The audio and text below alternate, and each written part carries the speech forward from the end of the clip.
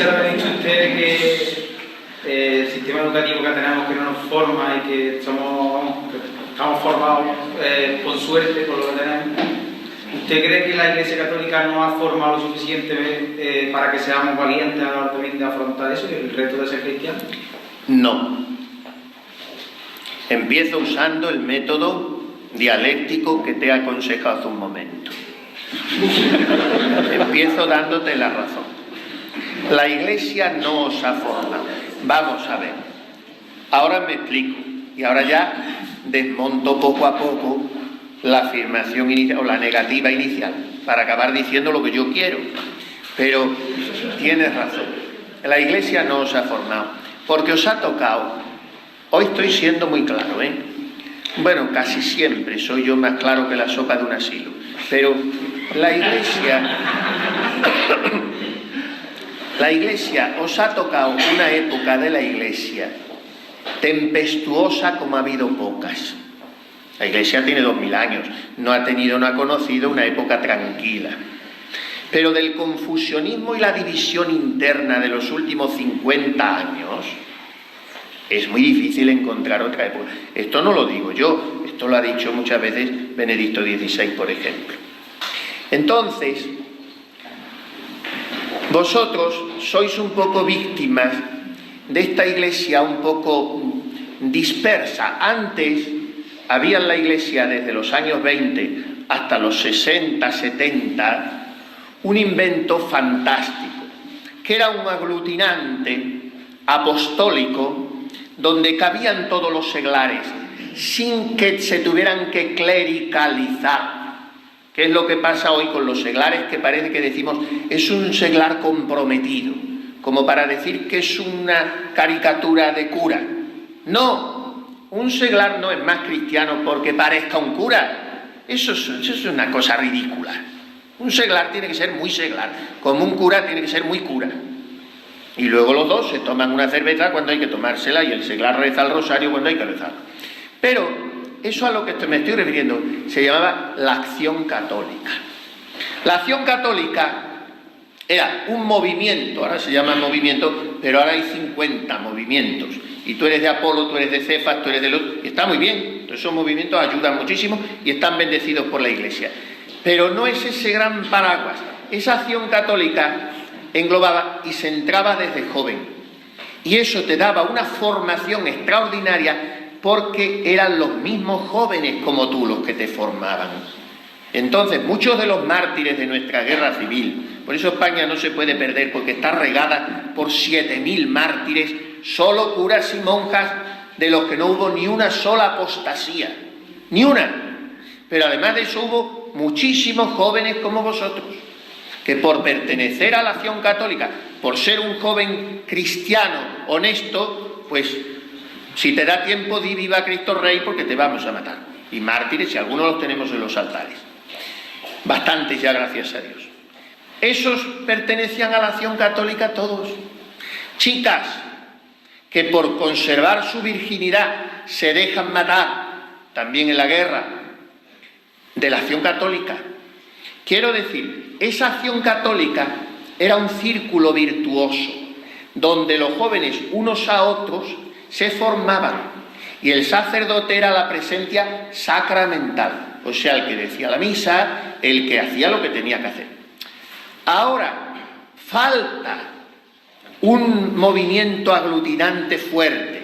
Si a eso le unimos que a veces, vamos a decirlo todo, porque los papas, uno detrás de otro, están haciendo constantemente petición de perdón, y por lo tanto los curas lo tenemos que hacer. Si a eso le unimos que los curas, pues muchas veces no hemos estado a la altura tampoco, porque nos hemos querido aseglarar, y a los laicos os hemos querido clericalizar. Entonces, efectivamente, llevamos 40, 50 años en que hay un déficit grande, pero no se puede admitir sin más esa pregunta tuya. La Iglesia Católica no nos ha formado, porque la Iglesia Católica no es la parroquia de tu pueblo, ni el cura al que tú conoces, ni ese ambiente concreto. La Iglesia Católica es el pueblo de Dios que camina en la fe desde hace 2000 años. Y la Iglesia Católica son los santos, y son los 20 concilios que ha habido, y son los 266 papas, y son las defensas del hombre que a lo largo de 2000 años ha hecho la Iglesia. Y es la batalla por la vida, y la protección del anciano, y del niño, y de la mujer. Todo eso es la Iglesia Católica. Y cuando tú te acercas al acervo que te ofrece la Iglesia Católica, si tú quieres te formas. Y si tú dedicas a esa formación la cuarta parte del tiempo que dedicas cada día al chin, chin, chin, chin, al cabo de un mes, tú eres Santo Tomás de Aquino. O sea, que la Iglesia Católica no te forma. ¿Tú qué pretendes? ¿Ser un bebé al que la madre le tiene que poner la cuchara de papilla en la boca? No, ve tú a formarte, porque los medios los tienes. Cuando hay interés, claro, cuando tú te enamoras de una chica o de un chico, pues, según el caso, me quiero referir, según el caso, pues entonces te informas de todos los extremos de su vida hasta lo último y quieres estar atento. ¿Qué nos pasa con Jesús? Pues que en el fondo no le amamos con todo el corazón, con todo el entendimiento, con todas las fuerzas y con todo el ser. ¿Y por qué? Por lo que dice Santa Teresa: oh Señor y verdadero Dios mío, quien no os conoce, no os ama. ¿Y cómo se le conoce a Jesús? Decía un santo andaluz, sevillano, que luego fue obispo de Málaga, y le preguntó a un chavalín que estaba junto al sagrario en su parroquia, era un obispo gordo, don Manuel González, y aquel mocoso le preguntó: ¿por qué vienes tanto tú aquí al sagrario? Él les hablaba mucho de Jesús en el sagrario. ¿Y por qué vienes tanto? Y dijo el muchachuelo: porque mire usted, para quererlo hay que rozarlo. Pues eso, a Jesús hay que rozarlo, y hay que rezar, y hay que leer, y hay que formarse. Que luego llegas el domingo a misa y la homilía del cura es un petardo infumable, mejorando lo presente, pues entonces tú no te puedes escudar en que la Iglesia no te forma. No, puedes decir: hombre, la Iglesia me podía formar, mi cura me podía formar bastante mejor, pero Dios reparte sus dones como quiere, pero tú te debes formar. O sea, la respuesta es doble: sí, pero no, porque uno ya que tiene edad tiene que formarse.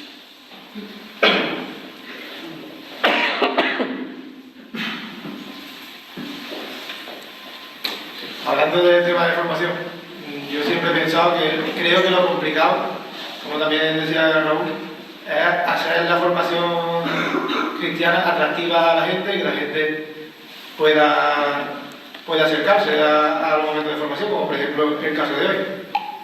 ¿De qué manera los que sí estamos un poco ya bastante más involucrados y más cercanos a esto, cómo podemos hacer que los demás se acerquen mucho más de lo que pasa?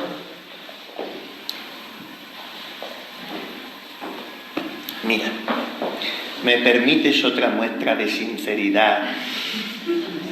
Así, de esas, porque es que veo que me sonreís de tal manera que si más palos os doy, más sonreís, pues yo sigo adelante. Lo que os voy a decir, os lo voy a decir con todo el cariño del mundo, que es como peor se puede empezar para decir algo. Pero os lo voy a decir, porque parece que me lo pide el Señor que os lo diga. Vosotros habéis estado, muchos de los que estáis aquí, en misa, en el primer banco. Allí porque ibais a hacer, cosa que a mí me ha gustado mucho, las lecturas y estas cosas que se hacen ahora, las municiones y todas estas cosas. Muy elegantes, con los zapatos como espejos, las barbitas muy bien cuidadas, como ahora se llevan, y todo. O algunas más prolijas, pero en fin, cada uno. Ahora, ha llegado la consagración, no os habéis puesto de rodillas ni uno. Eso es lo primero. Porque un tío hecho y derecho, que no tiene artrosis, ni reuma, ni esas cosas, bueno, bien, algunos sí, pero tengo que decirlo así para llamar la atención, chicos. Si digo algunos, no.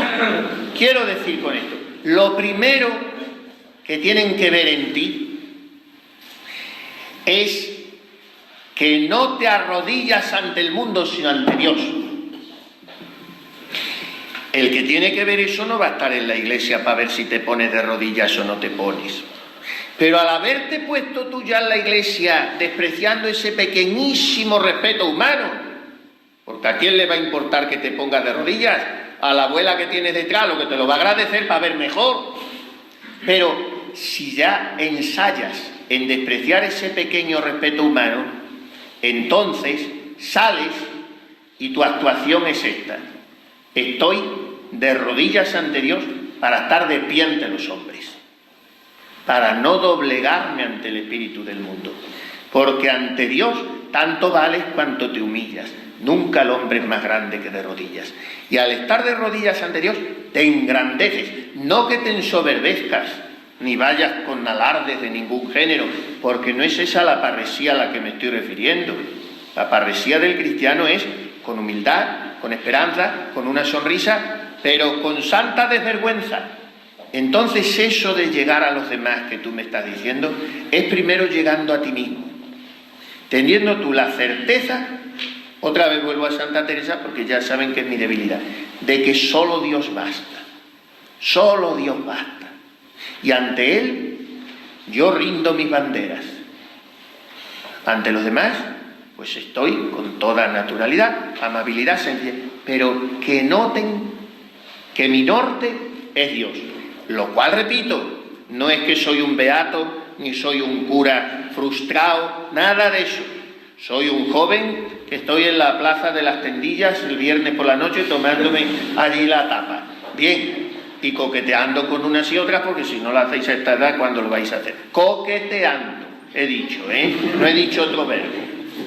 Bien, pues eso es estar convencido tú, pero la fe hay que fortalecerla de tres maneras, os voy a decir de cuatro, voy a decir tres primero.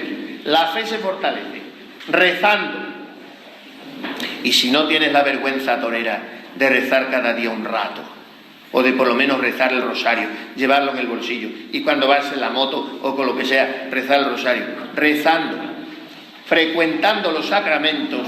Y para eso no te puedes permitir el lujo de acostarte ninguna noche en pecado mortal, y tienes que frecuentar la confesión y comunión. Y tercero, con las obras de misericordia, ayudando a tu prójimo. Si eres un egoístón insoportable, entonces no crece la fe, pero si te das a los demás cuando lo necesitan, de esas tres maneras se fortalece la fe. Pero luego hay una cuarta que dijo San Juan Pablo II.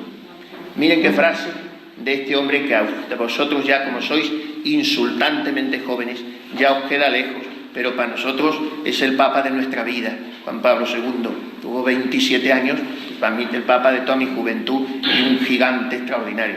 Y él dijo: la fe se fortalece dándola. Todo lo demás que das, te quedas sin ello. La fe la das y creces en fe. Así es que esa es la convicción, también la de Juan Pablo II, que dijo en su última visita a España. Me emociono tanto hablando que se me quita hasta la tos. Pensaba que no iba a poder hablar, se me quita hasta la tos. Hablando de Dios en lo nuestro, de los curas, ¿no? Entonces, dijo en la última visita a España, el 4 de mayo de 2003, en la Plaza de Colón, donde canonizó 5 santazos. Dijo a los jóvenes: se puede ser moderno y profundamente fiel a Jesucristo. Ese maridaje, que no os hagan creer que es imposible, porque es mentira. Porque Jesucristo es el mismo ayer y hoy y siempre, y no está sujeto a ninguna época. Y los que quieran hacerlo, presentarlo como una reliquia del pasado o una herramienta que ha tenido en sus manos la Iglesia para atenazar a las conciencias y tenerlas esclavizadas, esos son, y lo saben, como se dice ahora, unos embusteros. Porque la Iglesia no es eso, no ha sido eso. ha presentado a Jesucristo como la verdad liberadora. Y donde ha ido la Iglesia, no solo ha evangelizado, sino que ha desarrollado humanamente. Actualmente vemos que hay una irrupción de los radicalismos de otra serie de religiones en España. ¿Usted cree que esa irrupción se debe únicamente a la política del país, a la situación que tenemos democrática y a los partidos políticos? ¿O usted cree que también es parte de los propios cristianos de no saber hacernos fuertes ante nuestra propia religión para podernos defender ante esas irrupciones, ya no solo poniendo fronteras en los países, sino fronteras por nosotros mismos dentro y no dejar que esos radicalismos irrumpan en nuestra sociedad? Esto está muy bien, sí. Yo lo primero que te voy a contestar, para deslindar las cosas y que no suene lo que voy a decir después a ninguna afinidad con nada, lo primero que te voy a contestar es lo de Franco. A mí me ha ido muy bien porque no me he metido nunca en política. Dicho esto, como no quiero saber nada de política, porque además tengo mis reservas con el régimen de partidos, pero esto es una opinión personal, porque pareciera ahora que el único sistema de gobierno como desideratum maximum es la democracia, y eso es opinable también. Pero, dicho esto, estamos siendo víctimas de una ingenuidad cósmica. El fenómeno que estamos viviendo de reconquista al revés, que es a lo que tú en definitiva te refieres en buena medida en la formulación de tu pregunta, obedece a una orquestación mundial. No he querido hablar de esto, pero de alguna manera me estás propiciando el tema con tu pregunta. Hoy hay que ser muy poco observador para, reuniendo elementos y datos de aquí y de allí, darse cuenta de que hay un objetivo claro, que es la consecución del nuevo orden mundial. En ese nuevo orden mundial, cuyos postulados antropológicos se parecerían mucho, aun sin coincidir plenamente porque la dejarían pequeña, a los de la masonería, entonces la religión católica tiene que ser disuelta, no dinamitada abiertamente, porque entonces se pone en guardia el católico ante esa agresividad podemista. Pero sí tiene que ser disuelta y tiene que ser, tolerada, pero cada vez más minusvalorada, más ridiculizada, de manera que el católico quepa en la sociedad, sí, pero quepa como un pobrecito anticuado al que hemos amortajado reduciéndolo a la esquina de la sacristía y que no tiene que tener proyección ninguna en la vida pública. De manera que sus postulados coincidan con los de las demás religiones en lo que tienen de básicos. Ese es un objetivo hoy muy claro y no podemos cerrar los ojos. Por eso hay que tener mucha formación y mucha identidad y mucho amor a nuestra fe. ¿A qué cooperan estos radicalismos de otras religiones a los que tú te has referido? A que la fuerza permeabilizante del catolicismo en la sociedad se relativice hasta perder todo protagonismo. Entonces, en ese sentido, aunque no queremos ninguna religión porque se trata de ir al nuevo orden mundial, bienvenidas sean otras religiones que vayan arrinconando al catolicismo. Yo creo que el diagnóstico que acabo de dar, muy simplista y muy resumido, porque esto no es un ámbito para hacerlo con más profundidad, no creo que se le oculte a ninguno de los que están aquí. Y si es que se le oculta, vuelvo a repetir, era señal de que somos víctimas de una ingenuidad cósmica. Dos preguntas. Una, sentido de la vida religiosa del consagrado en la sociedad de hoy. Y dos, sentido del seglar en la vida de la Iglesia. Ahí está. Sentido de la vida religiosa hoy. admitamos los 3 consagrados que estamos aquí, consagrados de especial consagración, porque consagrados sois todos por el bautismo, pero admitamos, y como digo, incluyámoslo en tantas peticiones de perdón que los papas nos están enseñando a hacer, que en las últimas décadas nos ha faltado mucha parresía.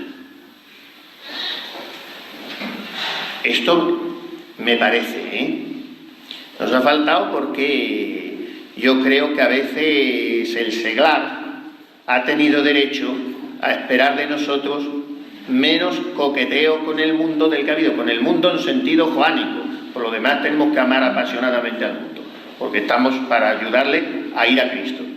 Pero con ese mundo enemigo y negador del verbo, pues ha habido, yo creo que un poco de acomodamiento, y el mundo os odiará, porque no sois del mundo. Nos odia de verdad, nos ha odiado, nos hemos gozado en que de verdad nuestra bienaventuranza fuera la última, que nos persigan y nos calumnien por su causa. Hemos caído en la cuenta de la maldición de Cristo. ¡Ay, si todo el mundo habla bien de vosotros porque eso hicieron con los falsos profetas!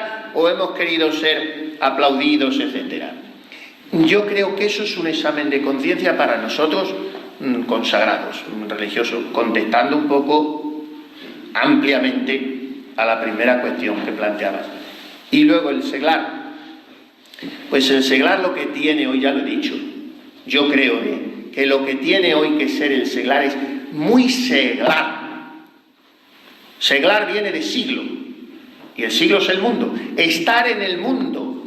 Hemos deformado ridículamente al hombre apostólico de iglesia y le hemos hecho un tipo de sacristía, y eso no es. El seglar tiene que ser un hombre muy metido en el entramado social. Hoy, ¿qué político católico hay? ¿Qué periodista católico? ¿Qué economista católico? No los hay.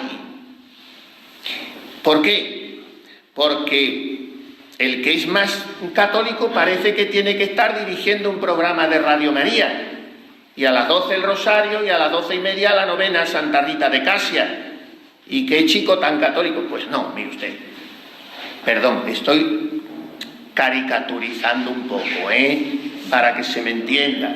Y benditos los que colaboran con Radio María. Hay que siempre hacer paréntesis porque, en fin. Pero quiero decir, lo he dicho antes en el transcurso de la conferencia, dicho un poco simplistamente, pero el cura muy cura y el seglar muy seglar, y ambos muy cristianos. Yo me acuerdo cuando era seminarista, estaba yo pasando una temporada en verano, el primer año mío de seminarista, en el Valle de los Caídos. Fui a aprender gregoriano y sí, el Valle de los Caídos existe todavía, ¿no? Bueno, pues ese verano, no, el Valle de los Caídos es el único sitio en España donde con silos todavía se aprende gregoriano, cantan gregoriano. Y entonces un compañero del seminario me dijo: mira, me he enterado que si vamos allí 8 o 10 días y les ayudamos a arreglar la biblioteca, nos enseñan gregoriano gratis. Y fuimos allí y colocamos 4 libros y medio, y el resto del día estábamos, y de aquello sé yo el poco gregoriano que sé.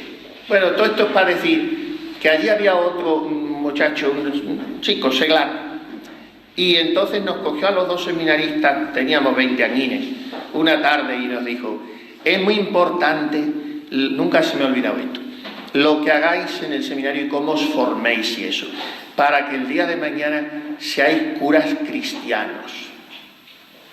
Bueno, pues esto es, el seglar y el cura muy cristianos, enamorados de Jesucristo. Y luego el religioso lo canaliza de una manera particular con el corazón indiviso. Y el seglar en el matrimonio, pues ese amor lo vive en familia, con su mujer, con sus hijos, pero siendo Cristo el centro, pero sin clericalizaciones. Esto está muy bien dicho todo. Lo que pasa es que, como digo, nos formamos poco. En la exhortación Christi Fideles Laici de San Juan Pablo II. San Juan Pablo II habló de todo. La carta a los jóvenes también, que tiene, en fin, yo qué sé, mil cosas. Usted estaba hablando antes de un poco cuando nos dicen el lavado de cerebro, que más en la iglesia, cómo tendemos a la última década al cambio de vida mundial de no tiene nada que ver con lo que vivieron nuestros abuelos. ¿Cómo podemos conocer dónde está la verdad? En el sentido de que no nos vayas por ahí, que sea el mal. Acércate a nosotros, este es el bien. ¿Cómo podemos ver que ese lavado de cerebro de que estemos equivocados? Cuando llegan tantas cosas de fuera, día a día, que está equivocado. Y este no era moderno, como se ha dicho. Hoy, efectivamente, es un permanente, absoluto, inmisericordia bombardeo. Porque no es que te lo diga un amigo en la barra de un bar, es que a cualquier hora del día que enciendas la televisión o la radio, esa será la música de fondo.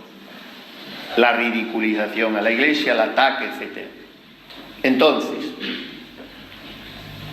hay que fortalecer la fe. Ya lo he dicho también. Porque si tú de verdad... la fe no es algo que tú te auto proporcionas como un blindaje. La fe es un don de Dios. Tú tienes que pedírsela.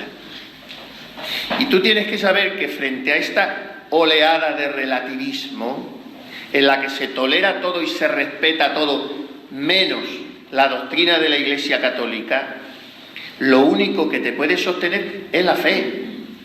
Pero esa fe, voy a un tema que no he tocado casi, esa fe hoy se encuentra muy resquebrajada y muy amenazada, no solo por el secularismo imperante, sino porque donde esa fe siempre se ha conservado, se ha fortalecido, se ha vivido gozosamente y se ha cultivado, es en un ámbito que se llama familia. Cuando esa iglesia doméstica, cuando ese recinto falla, entonces todos son brechas en el castillo, en el muro, por donde te van a entrar. Por tanto, un elemento fundamental para afirmarse en esa convicción de que mi fe es el sentido de mi vida es la familia. Porque la fe no se puede vivir solo. Nunca se vive solo. La fe se vive siempre en comunión, en la iglesia. Yo no estoy por libre, pero la iglesia es algo muy grande. Ahora todos los que estamos aquí, estamos porque somos católicos. Es la belleza más grande. Yo no les conozco a ustedes de nada. Y yo voy mañana a Salamanca, o a París, o a Hong Kong, y voy a una iglesia católica, y estoy en mi casa. Y veo el que tengo al lado en el banco, y nos sonreímos, y es una familia. Esto no pasa con nada. Pero es una familia muy amplia, muy amplia. Pero la familia en pequeño, en la que yo crezco y en la que se fortalece mi fe y gracias a la cual la tengo, que todos tenemos la fe gracias a nuestros padres, esa familia en la que yo voy cultivando mi fe hasta que me caso y a partir de ese día en la que yo he fundado y en la que mi fe se fortalece porque la voy dando a mis hijos, es lo que me proporciona una garantía. Por eso hoy lo más combatido, por esas fuerzas internacionales que estamos hablando, en lo que lo mismo nos han creado un estado de cosas tan aberrante que pronto van a legislar que yo me pueda casar con esta botella. Entonces, esa familia en la que no se respeta la vida, quiero decir, ese ataque a la familia es hoy en definitiva un ataque a la fe, porque se sabe perfectamente que si no hay familia no hay valores, como se dice ahora. Ahora se habla de valores, a mí me hace un poco gracia porque los valores son los de la bolsa, yo digo virtudes, pero en fin, llamémosle como queramos. Primero, no hay valores humanos, porque ¿quién te los proporciona? ¿Dónde los practicas? ¿En quién los ves? ¿Qué ejemplos recibes? Y segundo, no hay un crecimiento en la fe. Por lo tanto, yo, en buena medida, aparte de lo que hemos dicho, hay que rezar, hay que formarse, pero la familia es fundamental. Por eso yo terminaba la primera parte de la charla diciéndole a todos estos jóvenes: la elección de tu media naranja, el matrimonio, eso es fundamental en la vida, porque de eso va a depender en buena medida tu fe. Yo quisiera saber cuál es el papel en esta sociedad que las hermandades deben de tener o de hacer, o qué necesitamos o qué podemos nosotros aportar a la sociedad. Yo amo muchísimo la religiosidad popular. De la mitad de España para abajo ha salvado la fe la religiosidad popular. A veces, a pesar de los curas, ha salvado la fe. Pero, haciendo un papel precioso en la Iglesia,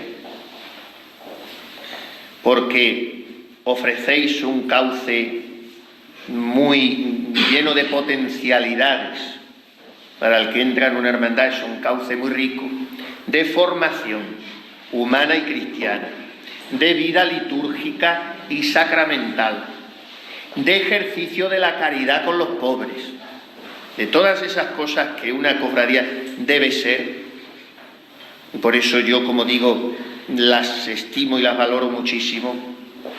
Sin embargo, luego, digámoslo todo, ya que estamos hablando entre amigos y así claramente, pues también hay mucha incoherencia en las hermandades. Hay mucha incoherencia.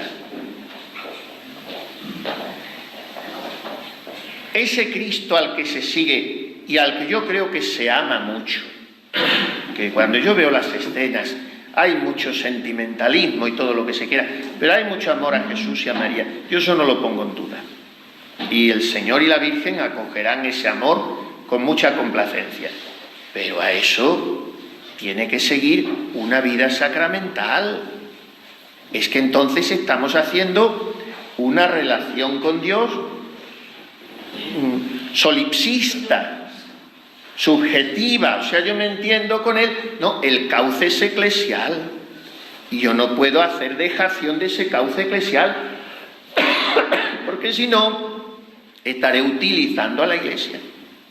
O sea, yo me estoy sirviendo, no digo esto, digo como una actitud, yo no estoy, siempre hay que repetir, acusando a nadie ni señalando a nadie, y he empezado diciendo que me encuentro aquí sumamente a gusto porque me encuentro muy acogido y estoy encantado y por todo, pero como sacerdote debo decir todo.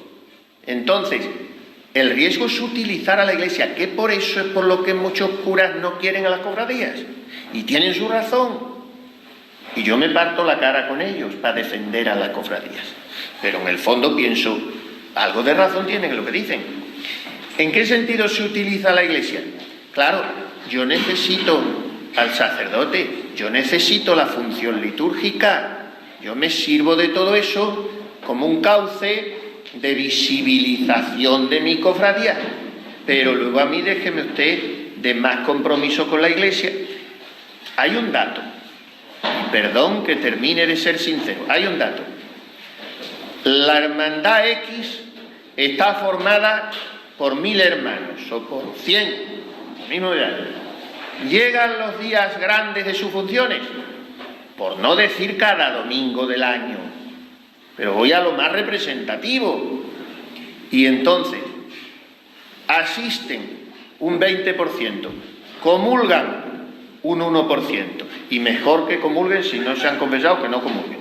Pero quiero decir, las hermandades tienen un papel que cada vez yo creo que va a ser más importante, cada vez va a ser más reto, porque cada vez en una sociedad descristianizada, las hermandades van a ser una presencia cada vez más interesante, pero que no lo sean solo a nivel escénico, sino que lo sean a nivel profundo, real, que ese nivel luego se escenifica. ¡Qué bendita escenificación! ¿Qué sería de España sin esas escenificaciones? Y donde se suprimieron, se están recuperando en todos sitios. Pero que no sea un mero teatralismo, que yo sé que nunca lo es en el corazón de cada uno, pero que no se dé esa impresión porque se haga dejación del cauce eclesial. ¿He sido demasiado claro? No, bien. Ah, ¿no he sido demasiado claro? Pues sigo. En fin, yo creo que me entienden muy bien. Vosotros, jóvenes, por decirlo ya de una vez, porque vamos, aquí ya estamos que es hora de irnos y yo luego no me quiero acostar que en el examen de conciencia antes de meterme en la cama me salga ningún pecado de omisión. De comisión tengo muchos, pero de omisión a la hora de hablar me parece que tengo pocos. Entonces, vosotros jóvenes, pues claro, querréis a vuestro Padre Jesús Nazareno, que os pondréis delante de él y las entretelas del corazón os hacen tilín, porque habéis nacido con él, porque es vuestra vida y vuestras raíces y cuando se os ve a veces la mirada delante de vuestras imágenes, eso lo dice todo. Eso es precioso. Eso, verlo en un tío que se afeita, es precioso. O que no se afeita, porque ahora no os afeitáis. Eso es precioso. Pero ver que ese tío se pone de rodillas delante del cura a decir soy un pecador y mire usted, voy a empezar por lo más bestia y luego seguimos por orden y luego va a comulgar, eso es más precioso. Ver que un día renuncia a su noche de viernes o de tal o tal por quedarse con su abuelo o su abuela que tiene Alzheimer o está enfermo para que sus padres puedan descansar y eso es más precioso. Ver que no pierde ningún año de su carrera porque sus padres la están pagando y él quiere ser un hombre de provecho y tal, eso es más precioso. Y eso es ser de verdad hermano de una cofradía, ser un hombre. Porque sin ser un hombre no se es un cristiano. Y sin ser un hombre y un cristiano no se es un hermano de ninguna cofradía, por pontificia y real y todo lo que quiera ser la cofradía. Ya más claro de esto, por mucho que yo quisiera, no puedo ser.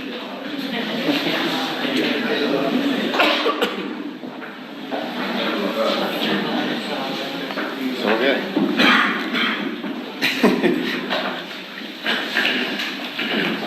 ¿Sabe la cuestión cuál es? Que estamos oyendo todo esto y diciendo, pues la cosa es que el tío este tiene razón y yo esto tendría que hacerlo, lo voy a hacer, voy a empezar a hacerlo. ¿Habéis leído la parábola del sembrador? Pues eso es lo que pasa, que una semilla cae al borde del camino, otra se la lleva al aire, otra vienen los pájaros. ¿Cuál semilla cae en tierra buena? El del tío que dice, hasta aquí llegó el agua. En la vida de todos los santos ha habido un antes y un después. Da un paso más allá de la mediocridad y estará salvado. Pero ese paso hay que darlo. Y el drama es que nos quedamos del lado de acá, de la frontera de la mediocridad. Y decimos, qué bonito es esto. Como el que pasa por un jardín y ve una rosa y dice, qué bonita, pero ahí se queda. No. La santa, que a estas alturas ya saben quién es, todas las demás hay que decir el nombre, pero ella es la santa. La santa, cuando está enseñando a sus monjas a hacer oración, les escribe en un libro que se titula El camino de perfección. Mirad que el riesgo de esto es cansarse, es no perseverar. Y dice, sí, es mucho tiempo, ya lo sé, hijo, pero ya vamos a terminar. Escúchame la cita de la santa, porque si encima de que has mirado así el reloj delante de mí te pones a cuchichear con el otro, se me caen los palos del sombrajo. En un poco de paciencia. Que te voy a decir lo que dice la santa y con esto terminamos, Raulito. Mira, dice la santa a sus monjas en su castellano incomparable, importa mucho y el todo una grande y muy determinada determinación de no parar hasta llegar al agua viva, venga lo que viniere, suceda lo que sucediere, murmure quien murmurare, siquiera llegue allá, siquiera me muera en el camino, uno tenga corazón para los trabajos que hay en él, siquiera se hunda el mundo. Esta es la actitud. Por eso, de la santa dijeron lo siguiente.